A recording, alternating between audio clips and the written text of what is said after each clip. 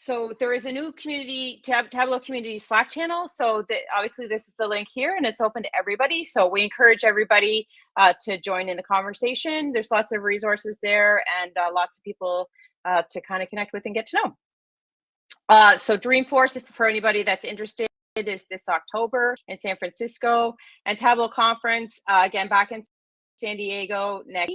So just for everybody to kind of mark your calendars if you're interested in those. Of course, hopefully you're interested in Tableau conference, but if you're interested in Salesforce, Dreamforce as well. And I always love to mention about the Tableau hands-on challenges on Trailhead because Trailhead's free, and these are great challenges. These are the 5 badges, but they actually work in Tableau Public. So if you're used to the Trailhead model, it's a similar thing with Tableau, only they do it in Tableau Public instead of in a Salesforce org, obviously. But it's some good basic Tableau learnings that they kind of walk you through, similar to the Salesforce model. So there's just a whole lot of resources for the for the data fam, and there's a lot of people out there who are willing to share and connect and share their knowledge and help anybody along in their journey. So we just like to point this out. This will be in the recording. So if anybody wants to, join into any of these things, just to let you know the full scope of everything that is there in the community, if anybody's interested in that. The Tableau forums have now changed to Idea Exchange. So it's sort of because I think forums got maxed out. So we've now navigated to Idea Exchange. So everybody can post any of their ideas or comments or feedback on the Idea Exchange, and that will get the attention of the people at Tableau. So hopefully your ideas get into the next product releases. So obviously that's where you would go for that. And without further ado, the main attraction, Iron Viz. So these are a couple of shots from the big hurrah that happened in San Diego in April. And of course, we're super proud of Ryan for his viz and for, having the gumption to get up on stage and make his viz and come up with the idea. And he's always had very prolific Tableau Public page, and he's been a great visualizer in our Canadian community. We're very proud of him, but it was quite an achievement to become an Iron Viz finalist and to get the fan favorite. So these are the 3 vizzes. You'll notice that on this slide, actually, they switched Ryan's viz. So Ryan's viz is actually a flight less traveled on the left hand of this slide. But these were the 3 finalist vizzes, and Ryan's going to go through more in detail. So introducing Ryan. So Ryan's been very active in the Tableau community in Canada. He's a public ambassador.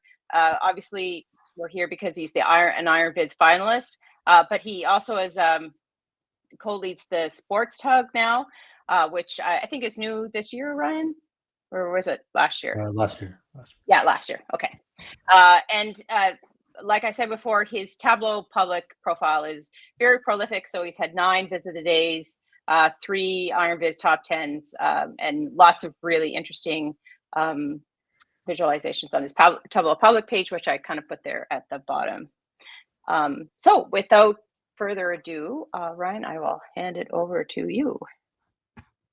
Awesome. Just going to share my screen here. And I can monitor the chat for everybody if you have any questions for Ryan or the Q&A. Yep. Yeah, so Candy, if there's anything in the chat, just I'll pause at the end, or I'll leave time at the end for any questions. But awesome. I can't see the chat, so if there's anything. Oh, of course, yeah. When you're presenting, yeah. No, I can monitor the chat and feed you any questions if there's anything pertinent in the middle. Okay. Awesome. Yeah, so thanks, Candy, for inviting me to present for the Canada Tableau user group. I was a finalist, as Candy mentioned, at the Iron Viz competition earlier this year, probably just over a month ago at a Tableau conference. So today I'm going to be doing my presentation, just going through my approach to the Iron Viz competition.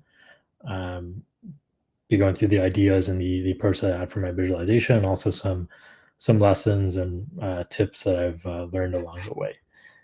So Candy gave me a very nice intro, so I won't dwell too much on this Oh, slide. feel free to add anything I missed. Uh, I'm visual analytics lead at Deloitte. Candy mentioned I've been very active in the Tableau community, so Tableau Public Ambassador, and also co-lead the Sports Tableau user group. So if anyone's interested in sports analytics, how data and Tableau is used in professional sports, feel free to connect with me. Be really happy to get you involved with the user group and some of our events. So through today, I'll just kind of with an overview of the competition, how I ended up on stage, and then kind of go through it in a logical order from how I started with the data storytelling through the design, development, the presentation, and then at the end with any lessons and reflections. As I mentioned, I'll also leave time at the end for any questions if anyone wants to know anything else about my process. So I will start with my journey to the stage. See, how did I end up on the Iron Viz stage as an Iron Viz finalist? If anyone's not familiar with Iron Viz, basically every year there's a different competition, and there's a feeder contest where people from around the world can submit their visualizations for a certain theme, and from that, a top 3 is selected who compete in the final at Tableau conference every year. So I submitted for the feeder competition this year, was picked as a finalist, and that's how I kind of ended up there. But it wasn't kind of an overnight process for me to become an Iron Viz finalist. Now, for everyone, it happens in different ways. Like this year, I think Catherine was a first time Iron Viz submission, and she made it to the final. But this was just my journey. So I've submitted for Iron Viz 5 different times. I started in 2021. And I think, of course, my overall goal was always to win. Like I'm a competitive person, so that just happens by nature. But when I look at these kind of 5 submissions, I am reminded of Tableau's slogan for Iron Viz, which is "Win or learn, you can't lose." Um, of course, for all of these, I didn't win, didn't make it to the final, but I can definitely see as I progressed throughout these 5 submissions, how I've learned and applied to the next submissions that I've done for the competition. So I definitely see growth. I definitely see learning through these 5 submissions, and I think the one that I did this year, Rising from the Tank, this one here was definitely probably my best work that I've done. So all that's really to say that my journey to Iron Viz is really a process. I've been using Tableau for 8 years, and I've been creating visualizations on Tableau Public that entire time. So really, it was a kind of an amalgamation of all that experience for me to put together a process and an approach for approaching uh, data storytelling, and that's kind of how I was able to apply that same process to the Iron Viz final as well. So yeah, not an overnight thing. Definitely kind of a many years of work that went into me getting to the final. So I'll talk about the Iron Viz competition details. Basically, I already went through kind of the premise of Iron Viz and how there's the feeder competition that funnels into the final. So for the Iron Viz final, there's 3 contestants that are selected. So we were notified early February that we were going to be finalists, and that's when we got the data. So we had roughly from February to mid March, around 7-ish weeks to build our dashboard on the particular topic and data set that we would then rebuild in the final at Tableau conference. The data set for this year was the Federal Aviation Administration Wildlife Strikes database. So it contains all the recorded wildlife strikes with aircrafts since 1990. And some of the key competition rules. So 20-minute live build time. So you had to build your viz on stage in 20 minutes. That was a hard limit. 3 minutes to present your viz. You can only use the provided data set. You were allowed to use Tableau Prep. And you could have a notepad file that you had on your desktop to put any notes or directions for the actual live build. And this is just a snapshot of the data set. So it is a publicly available database, the FAA Wildlife Strikes. So it's actually publicly reported. So people can report wildlife strikes, and then it's vetted through a process and added to the database. So you could actually download this data set and play with it yourself if you wanted to. And then a look at my high level approach. So this is in my mind how I envisioned approaching the Iron Disc competition. So I broke it down into different phases: story, data, design, development, and kind of thought about how I would go through those different phases at the different weeks of the competition. So I started off with story and data, that went into design and development in the middle, and then focus on the build, practice, and presentation at the end. And if you were part of the Toronto Tableau user group a couple months ago, I showed a similar slide to this for my feeder competition. Sorry, for my feeder viz entry for the competition, which was the Shark Tank viz. It looks very similar to that. The process I applied there and the process here, I really wanted to use the same approach and then adjust it as necessary. And this is kind of what ended up happening for the dashboard I built for the final.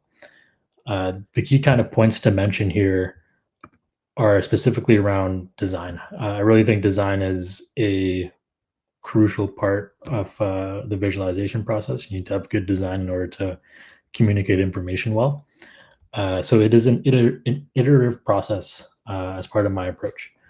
So when I'm thinking about the story, I'm thinking about how it would look in the design of a viz. And then also when I'm building the design, I'm thinking about development and what is feasible to do from a Tableau perspective in the actual design.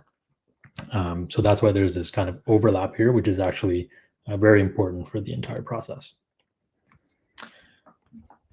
Okay, so now I will kind of show you what the viz looked like. Just kind of to set the stage before we go into the rest of it. And I won't give you the full presentation that I did for the final, because you can watch it on YouTube or watch the highlights of it.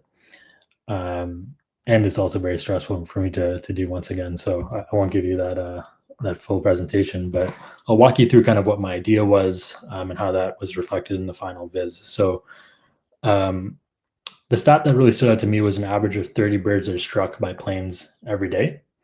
And if we think about it from a airplane air travel perspective, we might kind of miss that stat, right? But if we focus on birds, that kind of 30 a day stat really stood out to me.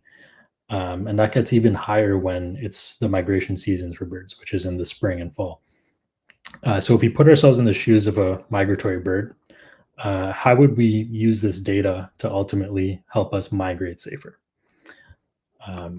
So we can look at that problem from the standpoint of 3 different migratory bird species: the chimney swift, the common nighthawk, and the western meadowlark. So if we focus on the common nighthawk, we see that 60% of strikes for the species happen in the late summer, which is seen in the bar chart here. And that's actually when these birds migrate. In the map here, we can see that they take a path from the Midwest United States down through Florida and across the Gulf. That's their migration route that they follow. So having that in mind, we can actually plan a migration trip. And here we can go from Buffalo down to Fort Myers, which is a path that the common nighthawk may take. And on that path, we'll pass near 11 different airports. And these are all potential danger zones for a bird as they're flying through, as they might get hit by planes. So to kind of find a path through that, we can look at the timing of different strikes. So on this particular route, there's been 80 strikes historically. And the heat map on the right kind of shows the hotspots, strike hotspots at each of the airports. So using this heat map, we can find windows through the hotspots, such as in August, there's a path through Savannah and Daytona Beach. And then it's safe through September to fly through North Florida. And at the end here, we see that there's a nice window in late September so that we can arrive to our destination safely. And then to kind of wrap it up, data is really fundamental to solving to creating mitigation strategies for wildlife strikes. But according to the FAA themselves, there's still a need for more quality and increased reporting. So data can be very powerful in potentially developing strategies to resolve these. And that's an action that we can take in the future to actually promote quality strike reporting in the aviation community to help more birds find their flight less traveled. Okay, that actually went pretty well, and maybe I could have used that script in the actual presentation, but so that was just to give you an overview of the viz before I get into talking more about the process.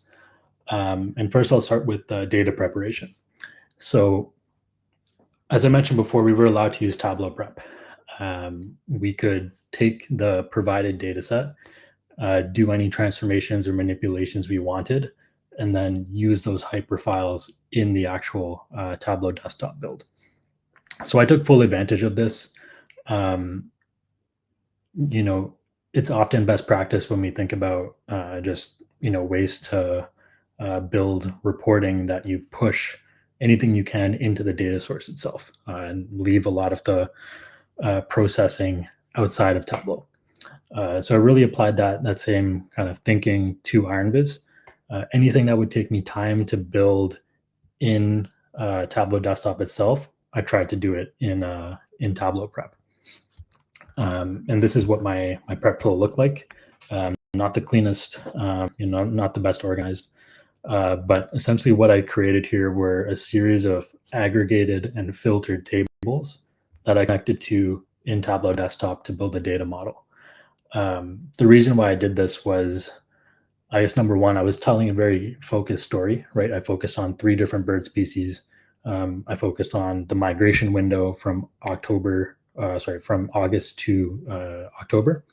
So I could filter down the data set instead of doing that filtering in Tableau desktop. So definitely saved me some time during the build to do all of this in prep. And then other things I did where I did a lot of renaming of calculations, and I built some calculated fields in prep itself, again, just to save time during the live build. So I produced all of these hyperfiles, and that's actually what it connected to when building it live. But yeah, to kind of sum that point up, I think going through this process of using prep for IronViz really made me, think more about reporting processes in general. Sometimes when we, build things in Tableau, we do things in Tableau just because we can, but is that actually the right place to be doing those types of calculations or manipulations? Sometimes it's better to do it outside of Tableau, and that's really what going through this process for IronViz kind of opened my eyes more to how I actually do things in real life, on the job kind of dashboarding. Okay, so now I'll pivot to data storytelling, and I think this part was really important, definitely just to make my viz more unique. And I think, at least in the feedback that I've received on IronViz, a lot of people really resonated with the story, and it stood out to a lot of the audience. It did win the fan favorite award, which I'm sure the story had something to do with. So let's go through how I kind of ideated on that and ended up with the bird's eye view. So my kind of overarching goal for the story was to be memorable. I wanted people, after they leave the IronViz venue, to remember my story, remember my dashboard. I really want to leave that impact on the audience. So my overarching goal was to be memorable. And how I tried to do that was, number one, by having a unique topic. Every time I approach IronViz, all of the previous times I've entered the competition, I always try to make my topic very unique, um, just because I want my story to be memorable. Um, so having a unique topic, a unique take on the data, that was one thing I wanted to do. Secondly, being clear and concise. I didn't want it to be very hard to understand my story. So I wanted to structure it in a logical way that it was easy to follow. And then lastly, having a concrete call to action. I didn't want to just present facts on the stage. I wanted to kind of propose some sort of not a solution, but kind of a call to action to improve this issue of wildlife strikes. So definitely wanted to conclude having that call to action. So the first challenge that I ran into was equality. So after I kind of had those goals for my story, I dove straight into the data to see what was possible. And when I did this kind of initial data profiling, a lot of the fields had some unknown or some null values, and this kind of created an issue for me because initially I wanted to have some general conclusions to have some sort of concrete, again, not a solution, but some concrete conclusions on the data set and on the problem. But it was kind of hard to do that when a lot of the fields were blank or null. So that kind of limited what I could do in terms of the story, in terms of conclusions. So what this actually ended up pushing me towards was having a more focused story. Not going big picture, not going very wide, but focusing in on certain aspects of the data set, be it the species, particular location, particular aircraft, or something along those lines. Really focusing in instead of going too wide with the story. So that's what kind of these issues with the data pushed me towards. And then what I went into is trying to brainstorm a unique angle. Again, this is something that I tried to do with all of my IronViz submissions, is really have a unique story that other people might not, produce a similar story. So I did a lot of research. First thing I did was go on Tableau Public and search the topic. Is there any existing work out there on the same data set? And what I found was there's a ton of Tableau Public vizzes on wildlife strikes. This was my first time using the data set, but it's very apparent that a lot of people have worked on this same data set. There's a viz on here with Andy Kriebel, actually, who is a very influential person in the Tableau community. So this is maybe it was a Makeover Monday data set in the past. I'm not too sure, but there's definitely a lot of existing work out there on the data. And I also did some research just by looking up articles or different information about the topic. So ultimately, what I found was the focus of the existing analysis out there was always from a human perspective. Analyzing air travel, aviation, how safe is it to fly? But there was a perspective missing. So that's kind of where this kind of research took me. And that's where I kind of tried to go a different way from, thinking about it from a air travel human cost standpoint. Is there another way, another angle I can analyze the data? So this is my thought process. There's two parties involved in wildlife strikes. There's the airplane and there's the wildlife, the bird. So the data set and a lot of the existing work out there focus on one of those parties. But what about bird safety? Right, like we can analyze the data set up really well to look at the safety of aviation. But what would it say about the safety of birds? So that was kind of where I went next. And then I about how would a bird use this data to avoid strikes? Just like hypothetically, if a bird could understand data, how would they use it? So I asked this to ChatGPT actually, and this is kind of what it spit out. So if birds can analyze this information, they might avoid high risk areas, adjust migration timing, change altitude, avoid urban areas, right? So if they could understand it, they would have some sort of action. So actually that piece kind of guided um, the development or the ideas behind my viz, because what I built essentially was a tool to kind of inform birds on this problem of wildlife strikes. So then from there, kind of came with the idea to use data to help birds migrate safely, which is kind of the premise of my viz. And the reason why I focus on migration, I put two articles up here about um, from Cornell University. First one saying more than 4 billion birds stream overhead during fall migration. So 4 billion birds every year during the fall migrate over the United States. And then the second one saying that planes are 4 times as likely to hit birds during migrations. So migrations are clearly a very significant point where these wildlife strikes happen. So I wanted to focus my analysis in on there, since from a bird standpoint, that would be where they would need the most help. Okay, so that's kind of how I got to that unique angle, and then from there, it really came about structuring the story. So creating a storyboard. When ideating on the topic in my story, I didn't really do a lot of work in Tableau. I really only used it for chart builds to kind of POC how things would work with the story. I did a lot of work in Miro, just getting all of my ideas down, planning things out, and structuring it.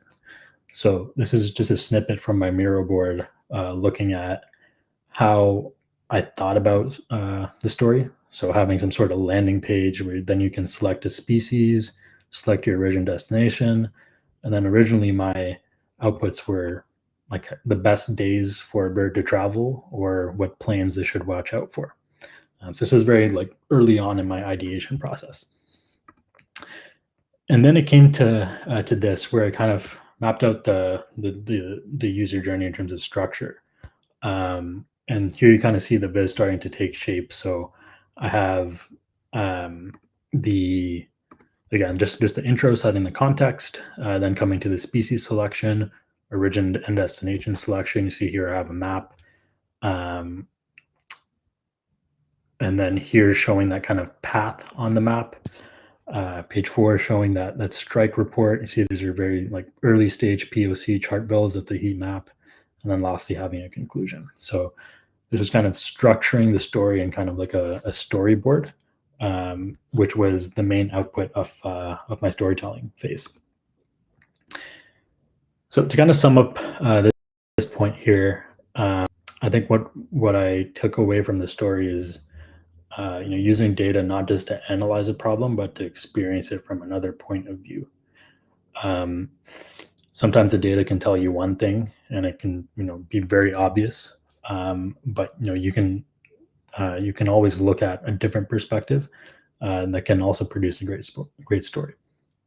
So focusing on those less apparent perspectives can sometimes result in a very engaging story. I mean, in this case, with the bird's perspective, I think it worked well. The data was definitely pushing me towards analyzing it from an air travel perspective, which is very natural considering that we're all familiar with air travel. But I think my takeaway here is always consider all the perspectives when ideating on a story, because you never know which one might work. Okay, so now we'll go into the design process. And as I mentioned, design is an iterative process, and in my opinion, it's probably the most important process of the most important phase of the visual analytics process. So how did I kind of go about that? So I'll start with my goals once again. So for design, I wanted a simple and intuitive user experience. This kind of takes into account that I had a 20-minute build time and a 3-minute presentation time. So it had to be very simple and intuitive for an audience to use, understand, and follow. And also just from a comprehension perspective, how easy it is to grasp insights from the dashboard has to be simple, it has to be intuitive. So how I planned to do that was, number one, having a very structured and concise user flow. So the user journey, this kind of reflected in that kind of page design that I have, having multiple different pages, each with a different focus. Second is having simple UI components. So utilizing Tableau features that are very easy for the user to understand what they have to do when interacting with the dashboard. And number three, using graphics to aid the story. So storytelling or graphics, I think, do have an impact on storytelling. So I wanted to try to use that in the best way to kind of create more of an immersive experience. Okay, so here I'm just showing how that was reflected. This is the image from a few slides ago showing the storyboard, but this is just kind of more how I mapped out the user journey. So starting here with the introduction, I'm introducing the problem of bird strikes. Moving to the species selection, you can select one of 3 different species to learn about. Then you move into plan your trips, selecting an origin and destination. The strike report, you find a path through the different hotspots to arrive safely. And then at conclusion, you can understand how data impacts mitigation strategies. So these were kind of the key points in the user journey that I wanted to have in the viz. And then the next thing I thought about was the user interface. So having the experience in mind, what UI components could I use to really bring that to life? And these were the key decisions that I made when thinking about this. So the first is the species selection buttons. So in the backend in Tableau, these are actually parameter actions where you select a species, it changes the parameter. So the user has to click on these buttons to select a different species. I thought this was the most straightforward and intuitive way to do it. And I used kind of custom graphics in Figma to kind of create these engaging buttons. Then the next thing was the origin and destination selection.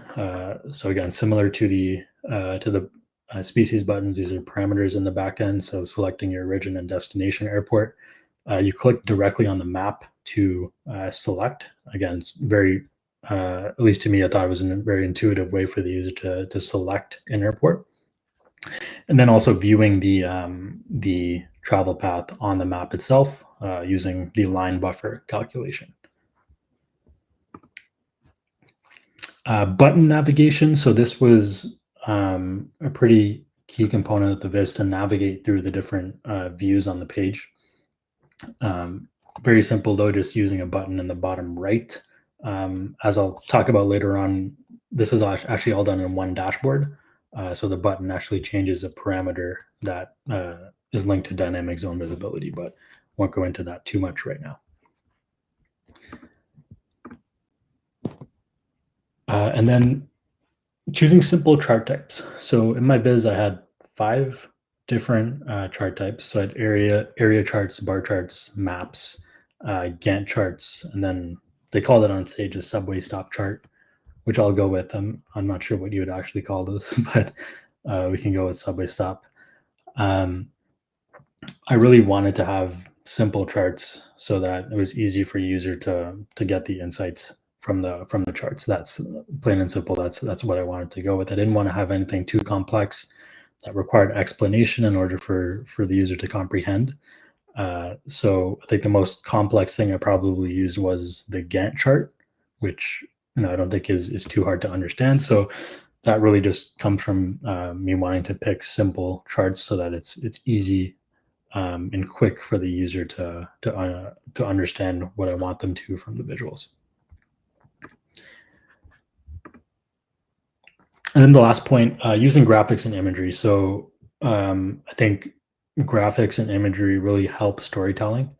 So this really, all of the different graphics here, the bird images, the clouds, the layout of the interface, right, with this tab and the lines, I think all really aids in, number one, setting kind of the tone or the mood for the viz to communicate the story, and also having a very consistent user interface for the user to interact with, right? Like it's very consistent across all of the views. which just makes things more easier for the user to comprehend. So these are the Figma background images that I created. I did use Figma to create these. And yeah, I think it really just helps set the tone. Using a dark background was also a decision I made pretty early on, just keeping in mind this was going to be on a big screen. I didn't actually see it from the crowd, but if anyone was there, I hope it looked good, being a dark background, because that was a decision I made pretty early on. So takeaways from design, I think are pretty simple. Just always rely on best practices when designing data visualizations. I think from a design standpoint, there really isn't a need to go too crazy with it. The best practices exist for a reason. And when communicating and understanding information is important, focus on simplicity and clarity when making UI and UX decisions. There's a time, there's a place for doing creative data art sort of visualizations. I understand that. But when you really want to focus on communicating information well, always focus on simplicity and clarity, since that's going to help the most. Okay, so now we'll go into development, which I think where the most magic happened.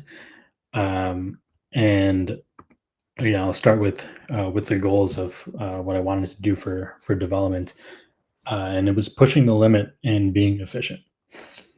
So for development, I think this is where I really felt that 20-minute limit the most, because I had the story, I had the wireframe that I wanted to build. Now it just came to, how do I use Tableau features, use all the Tableau components to bring that design to life. But now I had to do it within 20 minutes. So, I had to make certain decisions in order to really emphasize efficiency. Having an efficient build was very important to do it within the time limit. But I also wanted to push the limit a bit, use the 20 minutes to the maximum. I wanted to kind of take some risk here and there in order to, have a good viz in the end, right? I didn't want to be too risk averse and kind of have something that was too simple in terms of the Tableau features and functionality I used.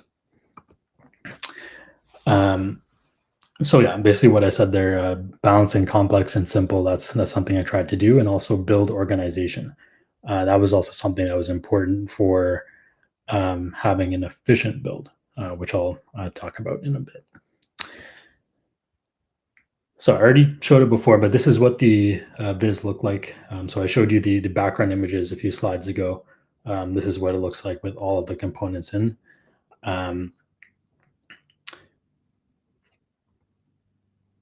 And now I'll get into the Tableau features that I actually used. So 4 main features. Again, I didn't use any features that were too complex. Parameter actions were by far the main driver of the viz. I think whenever you're making something that's really dependent on user selection and driven by user selection, parameters and parameter actions are going to be important.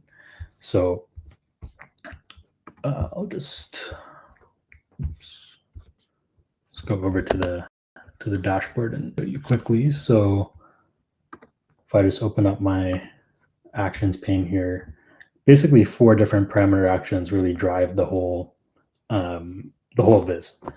And kind of, you can forgive my the naming of my calculations. I only had 20 minutes, so I didn't really care about that.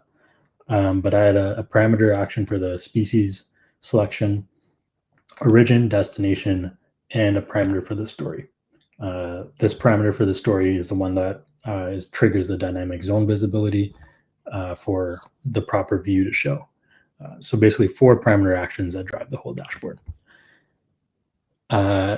And then kind of hand in hand with that is the dynamic zone visibility, which is probably one of my favorite features in Tableau.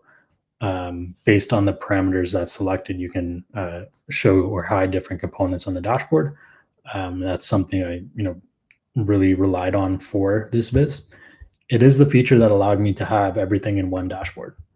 So you see here, I have kind of a multi-view layout for my dashboard, but it's all in one dashboard and actually in Tableau. So that is because of the dynamic zone visibility. So clicking on the button here triggers a parameter, which is linked to all of these components, which are dynamic zones, which are changed to show or hide based on whatever parameter is selected. So probably the most key feature in all this, besides the parameters, was dynamic zone visibility. Allowed me to do it all in one dashboard, which saved me a lot of time doing the build. The next feature there was a URL web object. So the background image here, if you see here, is a URL object. And how I kind of set this up is I have the background images on a file hosting website. So I just put the link in the URL object, and I have the parameter, the story parameter in the link itself. So my URL is actually linked to this parameter. So every time I increment it, a different URL appears, and that allows me to kind of change the view while still having it on one dashboard. That's actually an idea that I came up with pretty late in the process. I was at a point where I needed to save a lot of time putting together the dashboard, and bringing in 7 images, setting them up all as different dashboards just wasn't going to cut it. So I was trying to think of different ways, and this was one of the solutions I came up with, which definitely saved me a lot of time on the build. And then the last feature is map layers. So I think that's pretty clear that I used a lot of maps and a lot of map layers. The one part where I kind of went maybe a bit more complex is in the building of these sheets here. So this is the heat map that's on the strike report, and then this one here you can't see it well because of the background, but that is the kind of subway stop chart. These ones are created using map layers, and if you don't know, you can use map layers to create custom kind of charts, which allows you to kind of create visualizations like this in one sheet, in one worksheet in Tableau. So this is probably the most complex that I went in terms of features for the dashboard. It's my first time using map layers, so I kind of wanted to keep something pretty simple, but actually also be engaging to kind of look at for the user. Okay. So in terms of features, those were the main 4. So from there, once I kind of knew what features I was going to use, I built what I'll call like a perfect world version of my dashboard, where if I didn't have a time limit, that was how I would build it. But when I rebuilt that one, it was over like an hour for me to put it back together again. So I knew that I had to really focus on how can I build this efficiently. So these were 4 things I did. First thing was removing non-essential components. I had to look at each component of the dashboard and decide, is it valuable? And if it's not, can I remove it? And does that speed up my build time? So there were a number of things I took out because I could save time on the build, and they weren't as critical to the story and the analysis. The second is build sequencing. So when I was putting together my dashboard, the first time I rebuilt it, I did everything in the order of how it appears in the dashboard. So first view, I built everything for the intro, then the species selection, then the origin selection, and so on. But the issue was that I was spending a lot of clicks kind of creating these sheets that weren't really that were more unique. So I realized that I have sheets in the dashboard that share common characteristics, be it formatting or the fields that's used on it. So why don't I just build those together and like ignore the order of which they appear on the viz? So that's what I did. So I built for the worksheet build, I built all the text sheets first. Then I built the charts, so the area map, area chart, bar charts, Then I built all my maps, and then I built the custom map layer charts. So it allowed me to like duplicate sheets, preserve a lot of the formatting, and speed up the build time of the worksheets, which I built 16 sheets in about 10 and a half minutes. So that kind of sequencing of the build was pretty important to get it done quickly. This is a viz that's actually on my Tableau public profile. I broke down the build timeline for each of the 3 finalists. So if you're interested in that, you can check it out there. And then the last 2 things, so calculation grouping, I'll show you this one quickly. So for sheets that had a lot of similar calculations, I prefix them with a letter or some sort of symbol. So for example, here, all the calculations that had to do with the heat map, I prefix them with Q. So when I was building it, I just had to type Q, and then I had all of the calculations here for me to drag in. So I think I used ZZ as well for other ones. It was pretty random in terms of the prefix, but that was something I did to kind of find my calculations easier that I could then use in the sheets. And then number 4, which definitely was the most important, and that is practice. So with my build, I did not leave myself a lot of room for error. Just, with it being driven by user selection and all that, the number of worksheets, I didn't have a lot of room to make a mistake. So I had to practice a lot, almost to the degree where it became second nature for me to build this dashboard. And yeah, I think I practiced it maybe 20 to 30 times for me to be able to do it live in 20 minutes. And now after kind of being on that stage building it, I don't think I would have been able to do it without having that level of practice, because having to do something live in Tableau, being on a stage in front of that audience with all of the bells and whistles, all the hosts and judges talking, it's a lot of distraction. So I could really just zone in, focus on what I've done many times before, and it ended up working on the day. So just some takeaways from development. The time limit really places an emphasis on the value of development, on the value of components of the story and the analysis. So as I mentioned, I had to do that kind of cost benefit analysis of, comparing how valuable is this component to how long is it going to take me to build.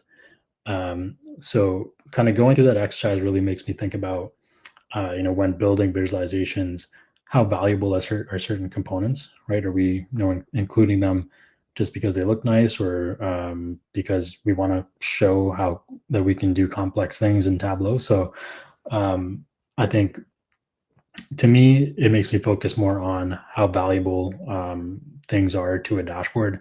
If they're critical for storytelling analysis, if they help the user to understand what the message you're trying to communicate is, let's include them. But if they distract or aren't as valuable, maybe we can not include them. Okay, so I know we have just under 9 minutes, so I'll go through this one a bit quicker. For the presentation, I had 3 minutes to communicate my story. I wanted it to be an engaging presentation, just going back to having a memorable story. I wanted the presentation also to be memorable. So I wanted to be engaging, but since it's a 3-minute limit, it had to be concise. So these were the 2 things I focus on. Number 1 is having a good hook. Any presentation, you always want to have a hook to capture the audience interest. And then the second point is having a clear demo. So I built a tool with multiple different selections that a user could do. So I needed to come up with a particular example that would demonstrate the tool well, but also have some context behind it. I didn't want to pick, a random origin, a random destination that had no relation to the bird, or that had no relation to the bird, because it wouldn't really make sense.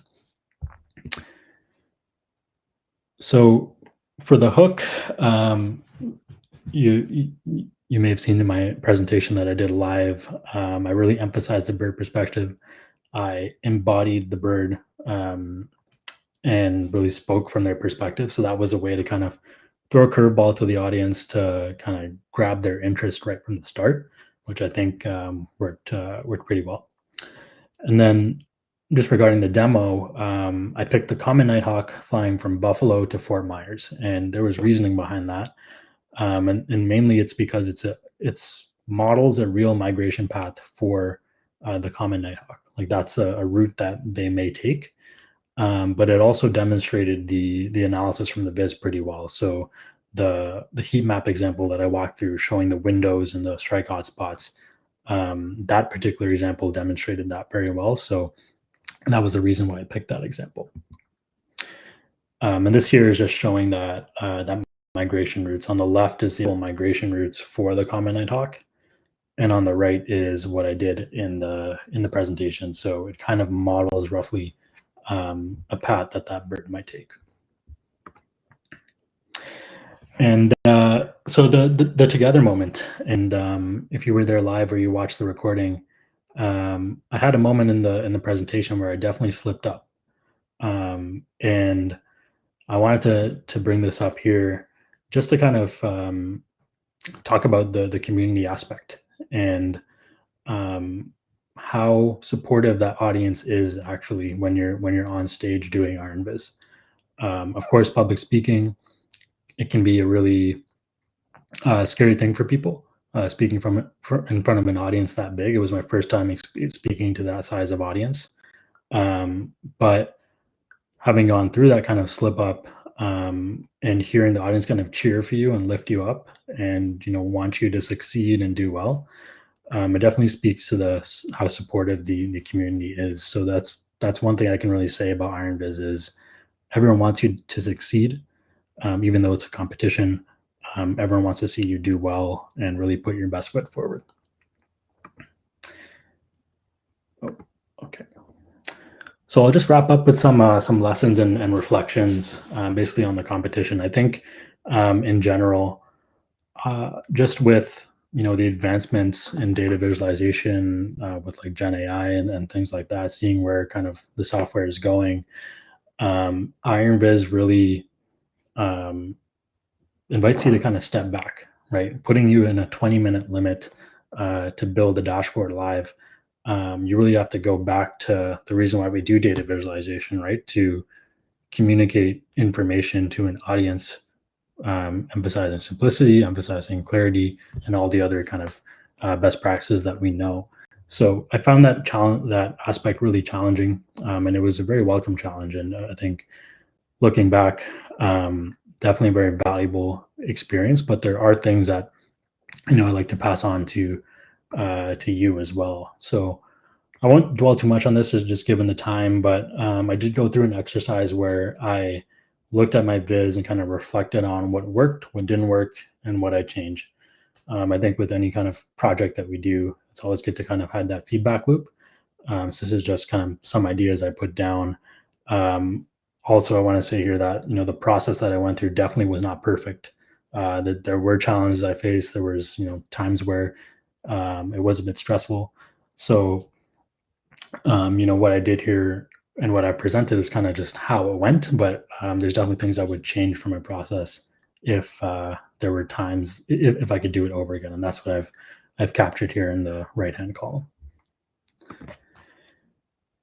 So I want to leave you with just some tips for kind of what I've gathered after being through this RNViz experience. And I think the first thing is being creative and pushing boundaries. RNViz is an opportunity to really showcase data storytelling capabilities. So always adhere to best practices, but find ways to inject your own creativity to really showcase your innovative thinking. And this goes for someone who's an RNViz finalist or someone who's entering RNViz for the first time. Think big. So the competition has a lot of constraints, time limit, data, etc. So I try not to let these impact my creative process, because I think it's always good to kind of maybe do a bit too much and have to cut back in the end, as opposed to not having enough and trying to find things to kind of fill that 20-minute build time. So I really wanted to think big and then reduce later on. Explore Tableau functionality. So really take the opportunity to utilize features that you might not be familiar with.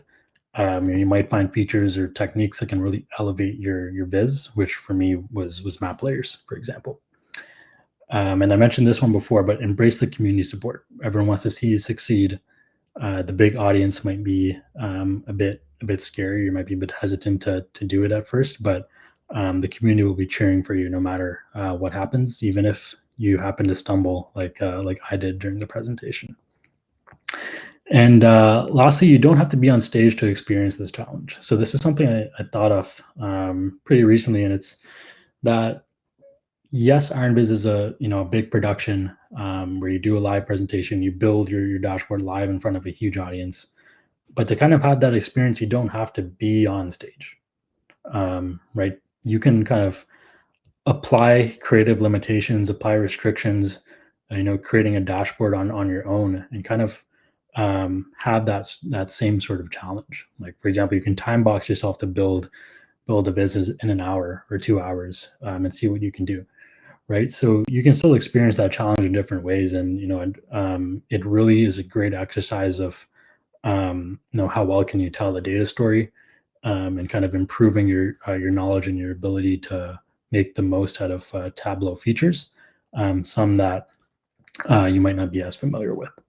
So I want to end with a word of thanks. I know we're almost at time. I want to thank the Canada Tableau community. I've been part of this community for the last 6-7 years. So definitely want to thank everyone for the support in the past, but also at IronViz at Tableau conference this year. So it was definitely very inspiring for me to get all that support. So thank you to you all, and for everyone who's here today, thank you as well. Candy, I know we have a minute left. If there's any questions, happy to take them now, or we can do it offline. Yeah, I want to respect everybody's time, so if everybody has to run, that's great. You could type the question in the chat and I can ask Ryan, and then it will be in the recording. But there are a couple of questions, so I've unmuted a couple of people. I just want a couple of comments though, because I just thought it was really cool to see your process, like the whole mapping out and the Miro board or whatever. That's fascinating. Like Kirk says in the chat, if you have a chance to look back, like I wish I was that disciplined. Yeah, and you did not look stressed. Like you look so cool as a cucumber. Like I know, like you might have stumbled on stage, but I had completely forgotten about it. And I think somebody else commented in that they had completely forgotten that you had. But yeah, but you did great, and we are all very proud of like your achievement for sure. So I'll pass it over to Jen because she had the first question, I believe.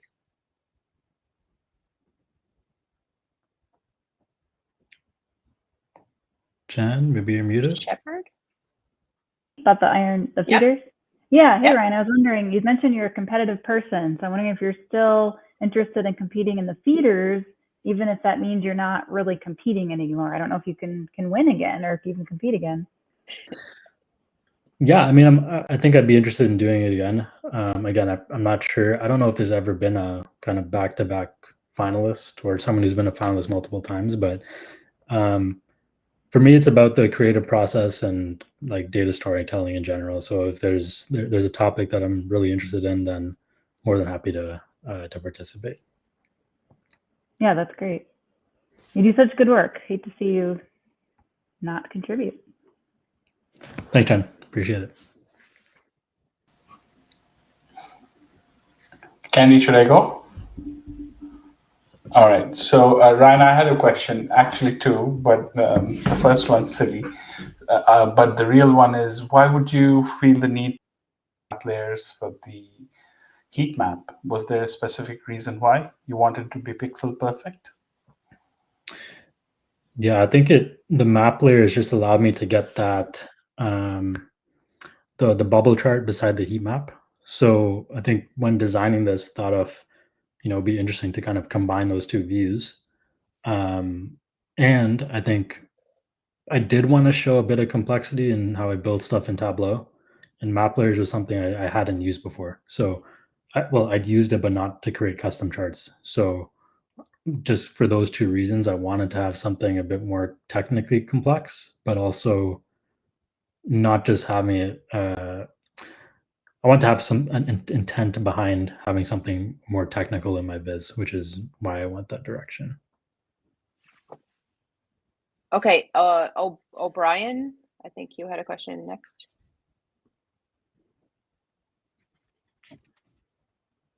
Hello. Hello, welcome. Hey, I was wondering how you choose your color schemas for your visualizations. Yeah, so color schemes, like for this one in particular, I think I knew first of all that I wanted to go with that dark background. So everything else kind of layered on top of that. There's color palette generators that you can use, but I think it's really just taking inspiration from other visualizations you see that have used similar color palettes. So it's like there's no cut and dry black and white way to kind of go about it, if you get what I mean. In terms of the actual data, like the heat map color palette, for example, or the actual color palettes for the data, accessibility always plays a big part. So I ran it through accessibility checkers and things like that to kind of make sure that from an accessibility standpoint, it was a good color palette. But yeah, generally, I think once I found a color palette that looked nice to my eye, I kind of just went for it and made sure it was accessible. Wonderful. Thank you, Ryan. Appreciate this. No worries. Thank you. Okay, I have another quick question too. Before I pass it over to Jen, I think she has another question too. So my question is, because this is not, you also won a student challenge, right? Too, if I remember correctly, like before you worked at Deloitte when you were at Waterloo, right? Yes, that's right. Yeah. So like it kind of, I like the way you went through it, like it kind of has evolved over time. But so how did this experience change the work, how you work day to day? Like I think you mentioned a few things in the way through, but I mean, maybe you could summarize. Yeah, I think the number one thing is probably just going back to the value idea of really assessing, doing that like cost benefit analysis of what you put in your dashboards. Like, is it adding value, or can it be removed and maybe things are a bit more clear or easy to get? So that's one of the main things I had to do in the viz. And when it came to like being efficient with the build, is deciding like what provides the most value. I don't think it changed anything drastically in how I approach it. I think more so just really focusing more on the communication of data and going back to those best practices of simplicity and clarity. Because when you put these like limitations at 20 minutes, you really have to focus on, what makes the story the easiest to communicate in the biz. So I think just motivating me more to think about those aspects as opposed to changing anything drastically in my process. Oh, awesome. Jen Shepard, I think you had another question too. Yeah, I did. I was just kind of struck, Ryan, when you were talking about the features that you wanted to use, or at least the ones you ended up using, things like map layers and parameter actions and dynamic zone visibility, all of which are amazing. But it struck me that there's not as much of a wow factor to those as there are with the other features that came out longer ago, like animations. I think that's probably part of how Tristan won in 2017, is blew everyone away with those animations. Did that strike you at all as you were choosing which features to use, of which of these is going to wow people, or were you really not thinking about that? It was more which served your biz the best? A bit of both. Yeah. I mean, wow factor, that's something I definitely thought of. But again, I didn't want to include features just to kind of look like for the sole purpose of just being wow, right? Like it had to be some kind of intent behind it, which is, why I included that kind of build with intent kind of phrase in one of the slides.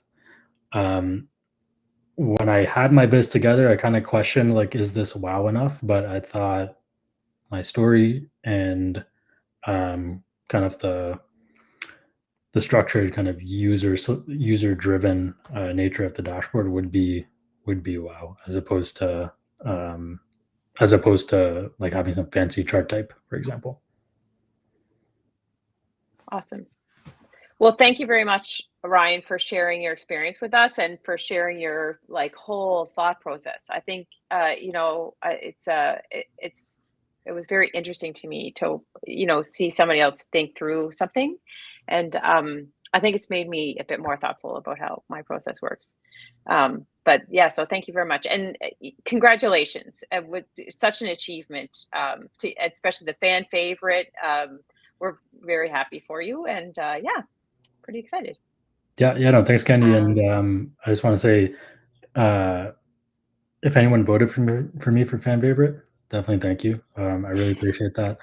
And thanks for everyone for your questions today. Definitely enjoyed chatting about the Viz. If you'd like to connect with me to chat further, feel free to connect with me on LinkedIn, and we can take it from there. So thanks, Candy, again for having me on. Oh, absolutely. Thank you for sure for coming. And hopefully you can come back on and talk about, well, in the fall, we'll come back on and talk about why people should submit an entry to the Iron Viz in the fall. We need one more everybody should do. one more Canadian Iron Viz finalist. I think I'm the first, but hopefully there will be one more in the near future. Yep. Unless I don't know if Kelly Martin was on. I don't know, but she like did Kelly Martin do what one on Bird Strikes though? Was there an Iron Viz at the time? I'm not sure. Maybe not. I'm not sure. Maybe she was just a visionary. She was our first Canadian visionary, maybe. Yes, she was. After she passed away, they gave her the title. Yeah. Right. Yeah. No, I think that's something we should know. But yes, I think you might be the first Canadian Iron Viz finalist. Yes. And Mo mentioned about Kelly Martin in his, so that's something nice. It was 2 Canada representations, right? Yeah. One in person, which was Ryan, and the other through the words of Bo. He felt very inspired, and that was a very touching moment. Yes. Yeah. Okay. Thanks, everybody. Until next time. Thank you. Take care.